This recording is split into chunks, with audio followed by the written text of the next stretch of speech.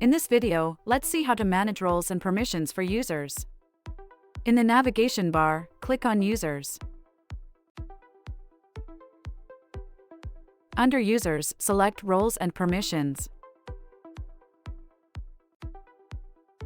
Here you can see all your user roles. Let's see how to manage permissions of a user role. Click on Set Permission button of a user role. You can select the permissions you want for the role from here.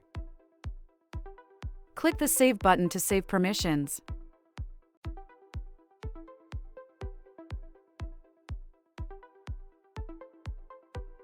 You can click the Delete icon next to Employee to delete them if wanted. In the modal, click the Remove button to confirm deletion. That's all about managing user roles and permissions. Thank you for watching.